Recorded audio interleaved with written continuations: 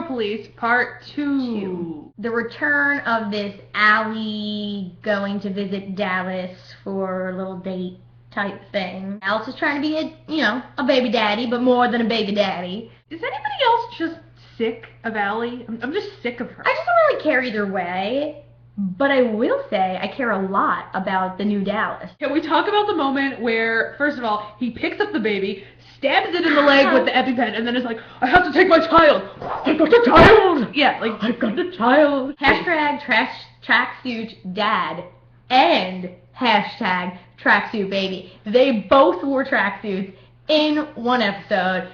It made my heart sing. Zooey, zooey, zoo. I feel like that is a moment, a Degrassi moment, that we're going to remember forever.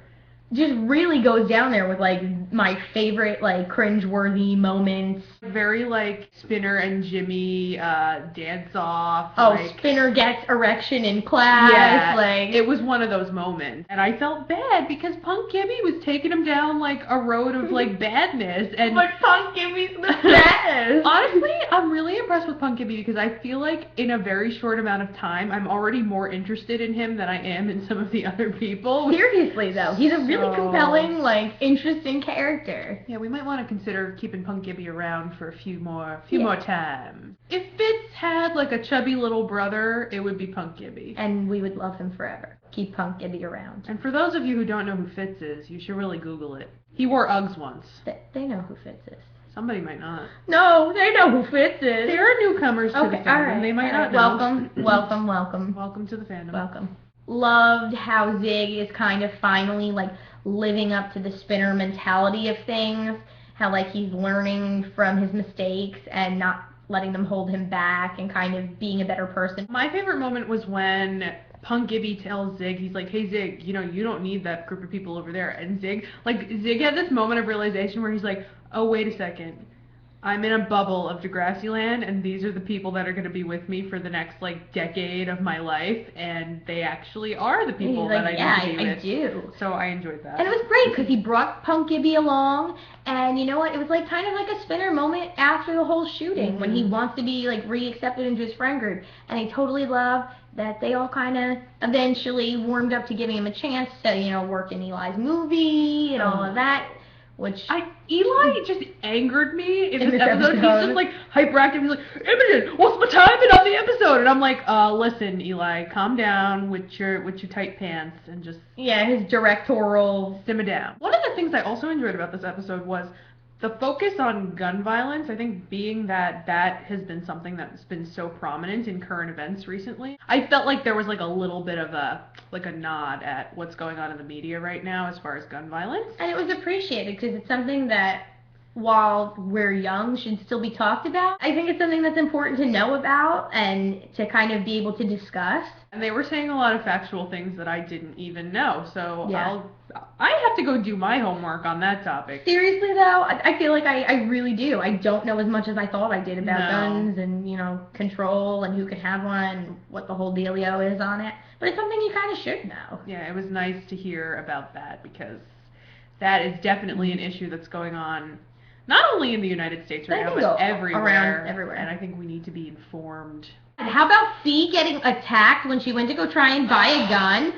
What? Nobody can mess up Annie Clark's face. It's just like sunshine and beauty and the angels in the sky, and cannot be ruined the way that they tried to ruin it. Who told Fiona it was a good idea to go in an alley with the Canadian Thugaboos and the sketchy McSketcherson? It was really... Honestly, that was like an Emma thing. Like, that is something Emma would have done. So something Emma would have done. Emma probably has done that. She went to go visit the Canadian street urchins in God knows where Canada, and... I feel like they all should have been snapping their fingers, but... When you're a jet, something like that. Yeah. Fiona, don't go in the crack alleys because the Canadian Thugaboos will beat you down for your 300 Canadian dollars. I just love Imogen because they're so freaking cute.